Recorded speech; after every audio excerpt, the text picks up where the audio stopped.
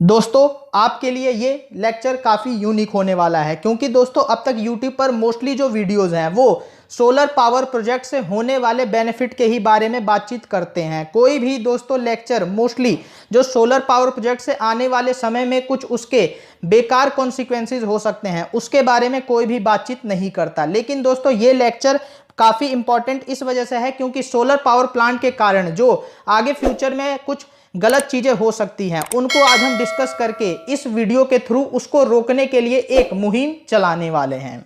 दोस्तों सबसे पहले ये समझने की कोशिश करते हैं कि सोलर पावर प्रोजेक्ट के मामले में आज हम कहां पर खड़े हैं। तो देखिए दोस्तों 2010 में हमारे देश में मात्र 11 मेगावाट सोलर पावर बनती थी, लेकिन आज के समय में जो हमारी इंस्टॉल्ड कैपेसिटी है वो 35.1 गीगावाट हो चुकी है और ये जून 2020 का डाटा है। यानी दोस्तों देखिए 11 मेगावाट से हम गीगावाट वो भी 35.1 गीगावाट तक की कैपेसिटी बना चुके हैं, जो कि दोस्तों 3000 टाइम्स है। एक्चुअली में 10 साल में इतनी ज़्यादा ग्रोथ की है हमने।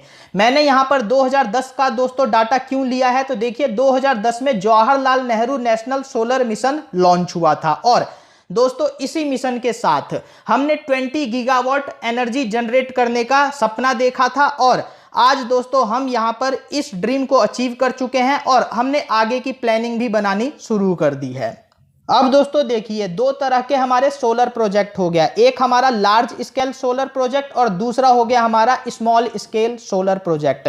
जो दोस्तों 100 मेगावाट से कम के सोलर प्रोजेक्ट्स होते हैं उनको हम स्मॉल स्केल सोलर प्रोजेक्ट्स कहते हैं। तो यहां पर देखिए दोस्तों जो 35 गीगावाट एक्चुअली में पूरा ओवरऑल हमारा सोलर एनर्जी का प्रोडक्शन है उसमें से जो शेयर है वो 32.3 गीगावाट का, इतना बड़ा जो शेयर है दोस्तों वो लार्ज स्केल सोलर प्रोजेक्ट के कारण है। और यहां पर दोस्तों देखिए जो लार्ज स्केल सोलर प्रोजेक्ट्स हैं उनको काफी ज्यादा गवर्नमेंट ने इंसेंटिवाइज किया और फास्ट ट्रैक उनको कर दिया। और इसको फास्ट ट्रैक और इंसेंटिवाइज करने के लिए गवर्नमेंट ने क्या किया तो दो काफी इंपॉर्टेंट प्रोसीजर होते हैं, एक हमारा एनवायरमेंटल प्रोसेस और दूसरा हो गया पब्लिक हियरिंग। गवर्नमेंट ने इन दोनों प्रोसेस से लार्ज स्केल सोलर प्रोजेक्ट्स को एग्जेम्प्ट कर दिया और इसके बाद से दोस्तों जो लार्ज स्केल सोलर प्रोजेक्ट्स हैं उनमें काफी ज्यादा डेवलपमेंट होने में काफी तेजी आई। और दोस्तों देखिए इन्हीं दो इंपॉर्टेंट प्रोसीजर से एग्जेम्प्ट होने के कारण ये सारी समस्याएं जो हैं आज के समय में दिख रही हैं, जिसका हम आज अंदाजा लगा सकते हैं वो इन्हीं दो इंपॉर्टेंट प्रोसीजर से एग्जेम्प्ट करने के कारण ही हुई है। जब हम आगे डिस्कस करेंगे कि ये क्या क्या समस्याएं हैं तो आप यहां पर इसको कनेक्ट करने की कोशिश कीजिएगा। लेकिन दोस्तों आगे बढ़ने से पहले आपको यह समझना होगा कि गवर्नमेंट किस तरीके से सोलर एनर्जी को प्रमोट कर रही है। तो देखिए दोस्तों रेलवे मिनिस्ट्री अपने अलग लेवल पर कोशिश कर रही है और उसने ये कह दिया है कि 2030 तक वो नेट कार्बन जीरो इमिशन हो जाएगा उसका, यानी एक तरीके से इसमें काफी ज्यादा वो सोलर एनर्जी को प्रमोट करने वाले हैं अपने इस टारगेट को अचीव करने के लिए। उसके बाद से दोस्तों मोदी गवर्नमेंट ने 100 गीगावाट सोलर मिशन का टारगेट रख दिया, जो कि जवाहरलाल नेहरू सोलर मिशन में मात्र 20 गीगावाट का था। उसके बाद से दोस्तों यहां पर देखिए उड़ीसा का जो कोणार्क सन टेम्पल है और कोणार्क टाउन है उसका फुल सोलराइजेशन करने के लिए भी स्कीम लॉन्च हुई। तो आप देख सकते हैं अलग अलग मिनिस्ट्रियल लेवल पे और साथ ही साथ जो पीएम है हमारे वो अलग अलग लेवल पर सोलर प्रोजेक्ट्स को बूस्ट करने के लिए अलग अलग स्कीम्स को प्रमोट करते हैं। इंटरनेशनल लेवल पर दोस्तों इंटरनेशनल सोलर अलायंस बन चुका है और one sun one grid one world का भी कंसेप्ट जो है हमारे पीएम ने दिया है। यानी हमारे पीएम का विजन जो है इस मामले में काफी एक तरीके से अच्छा है और इसके बेनिफिट नो डाउट इंडिया को काफी ज्यादा होंगे भी। लेकिन दोस्तों जो कंसर्न्स बताए जा रहे हैं वो भी काफी वैलिड है। सबसे पहले दोस्तों यहां पर ध्यान दीजिए कि जो हमें सोलर पैनल बनाने पड़ते हैं या बैटरीज बनानी पड़ती है सोलर एनर्जी प्रोडक्शन के लिए, उसके लिए हमें मिनरल्स की काफी ज्यादा माइनिंग करनी पड़ रही है, जिससे कि एनवायरनमेंट को काफी ज्यादा डैमेज हो रहा है। इसके लिए जो फॉरेस्ट हैं उनको भी काफी ज्यादा लॉस हो रहा है। इसके अलावा दोस्तों जो ट्राइब्स हैं उनका भी डिस्प्लेसमेंट हो रहा है। यानी दोस्तों यहां पर एनवायरमेंटल कॉस्ट, सोशल कॉस्ट, हर चीज बढ़ रहा है सोलर एनर्जी को प्रमोट करने के कारण। अब देखिए दोस्तों यहां पर जब एनवायरमेंटल प्रोसेस को हटा दिया गया तो यहां पर जो सोलर पैनल बनाने के लिए मटेरियल्स का यूज किया जा रहा है, जो केमिकल्स का यूज किया जा रहा है वो एक्चुअली दोस्तों अच्छे क्वालिटी की केमिकल्स का और मटेरियल्स का यूज नहीं हो रहा। यानी दोस्तों बाद में जब एक तरीके से इनको डिस्पोज करना होगा तो उसमें काफ़ी ज़्यादा दिक्कत आएगी। और ये यहाँ पर क्वालिटी मटेरियल तो है नहीं, क्योंकि दोस्तों जो सोलर कंपोनेंट्स का इंडिया इंपोर्ट कर रहा है बाहर से, अपने देश में मैन्युफैक्चरिंग उस लेवल की हो नहीं रही, बाहर से इंपोर्ट करना पड़ रहा है, उसके क्वालिटी स्टैंडर्ड भी अब तक सेट नहीं हुए हैं। यानी दोस्तों बाद में जब ये इंडिया में एक तरीके से इतने सारे सोलर कंपोनेंट आ जाएंगे और वो वेस्ट हो जाएंगे एक सर्टन टाइम पीरियड के बाद, तो ये एक तरीके से इसको मैनेज करना काफ़ी डिफिकल्ट होगा, इसको डिस्पोज करना काफ़ी प्रॉब्लमेटिक होगा, जो कि इंडिया फ्यूचर में इस समस्या को भी झेलेगा।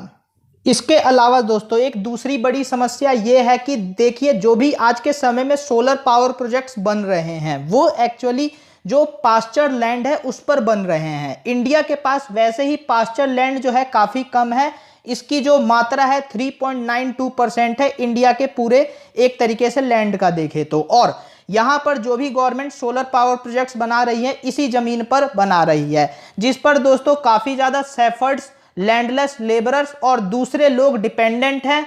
उस कॉमन लैंड का जब इस्तेमाल इस पर्पज़ के लिए होगा तो उनके लाइवलीहुड को भी काफ़ी ज़्यादा इम्पैक्ट हो रहा है। इसके अलावा दोस्तों फ्यूचर में इससे जो मिल्क और डेयरी प्रोडक्शन का कॉस्ट है वो भी काफ़ी ज़्यादा बढ़ सकता है, क्योंकि दोस्तों इसी पास्चर लैंड पर काफ़ी ज़्यादा जो चारा होता है उसको एक तरीके से देश के दूसरे कोनों में भी भेजा जाता है, उसी चारे को इकट्ठा करके कलेक्ट करके। तो यहाँ पर भी काफ़ी ज़्यादा लाइवलीहुड अपॉर्चुनिटीज़ का लॉस होगा, क्योंकि यहाँ पर हम पास्चर लैंड का इस्तेमाल कर रहे हैं।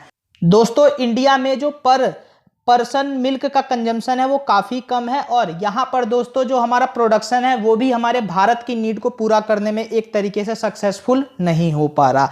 यानी दोस्तों आप देख सकते हैं कि हमें यहाँ पर मिल्क प्रोडक्शन की कितनी ज़्यादा ज़रूरत है, और उसके लिए इंपॉर्टेंट रिसोर्स का कॉम्प्रोमाइज़ यहाँ पर हो रहा है सोलर पावर प्रोजेक्ट के कारण।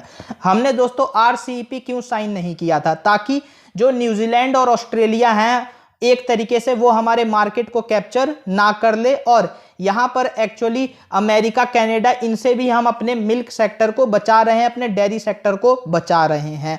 तो आप समझ सकते हैं दोस्तों हमें इसको इफिशिएंट बनाने के लिए इन पास्चर लैंड की कितनी ज़्यादा ज़रूरत है। नहीं तो हम एक तरीके से कोल का इंपोर्ट तो बंद कर देंगे लेकिन मिल्क का इंपोर्ट चालू हो जाए, और दोस्तों मिल्क का इंपोर्ट भी एक काफ़ी बड़ा लॉस होगा हमारी इकोनॉमी के लिए। अब दोस्तों यहाँ पर देखिए, आप अगर बात करें इन पेस्टोरल लैंड की तो देखिए दोस्तों अगर हम इसको सोलर पावर प्रोजेक्ट के लिए डिस्ट्रॉय करेंगे तो मोस्टली जो एरिड और सेमी एरिड इकोसिस्टम है उसको काफ़ी ज़्यादा नुकसान होगा, और यहाँ पर वाटर कंजर्वेशन की जो टेक्निक है जो कई सैकड़ों सालों में डेवलप हुई है उसको भी नुकसान होगा।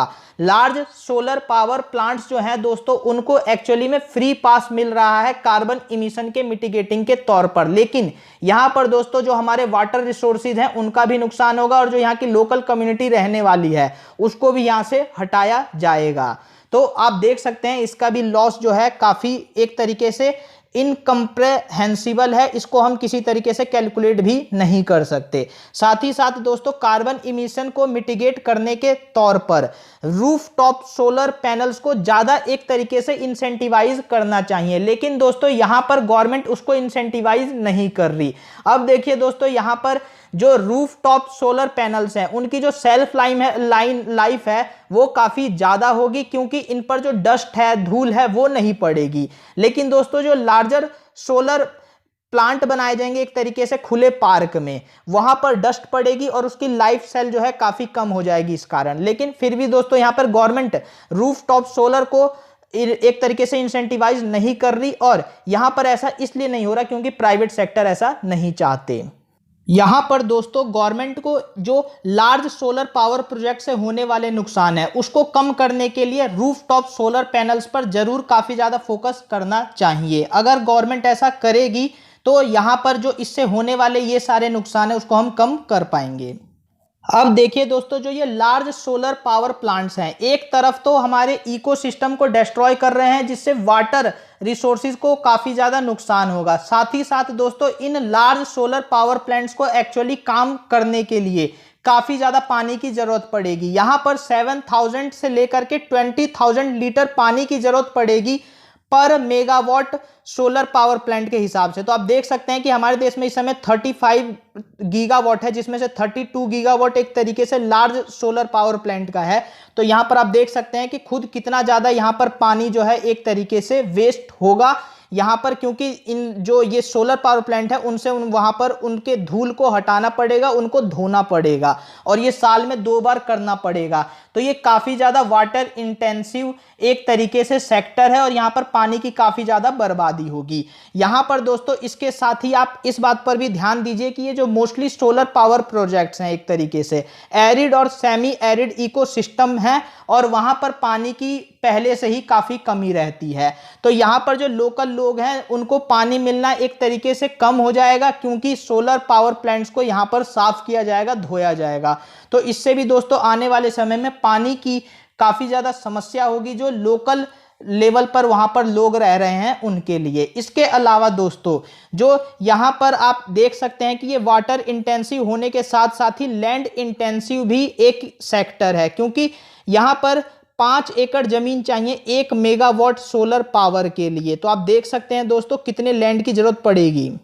1 गीगावाट में दोस्तों 1000 मेगावाट होता है। तो इस हिसाब से देखिए दोस्तों 1 गीगावाट के लिए 5000 एकड़ लैंड की जरूरत यहां पर पड़ेगी और इस हिसाब से 35 गीगावाट है। तो कितना लैंड यहां पर यूज हो गया। इस लैंड का यूज हम दूसरे पर्पस के लिए भी कर सकते थे अगर गवर्नमेंट यहां पर ध्यान देती, या फिर रूफटॉप सोलर सिस्टम को बढ़ावा दिया जाना चाहिए यहां पर।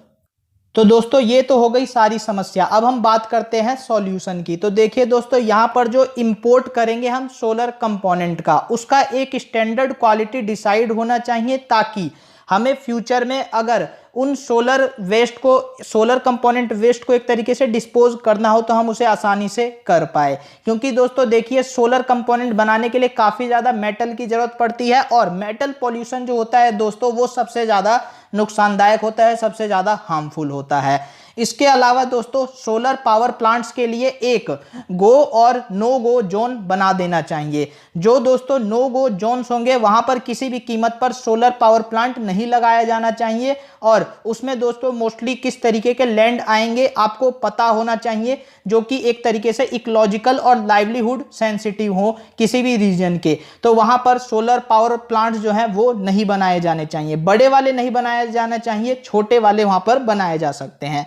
इसके अलावा दोस्तों fair and transparent public hearing process को और EIA को यहां पर मंजूरी दी जानी चाहिए, उससे इसको एग्जाम्प्ट नहीं करना चाहिए। आप प्रोसीजर को फास्ट करने के लिए भले यहां पर कोई स्टेप लेना चाहे या सजेस्ट करना चाहे तो कर सकते हैं।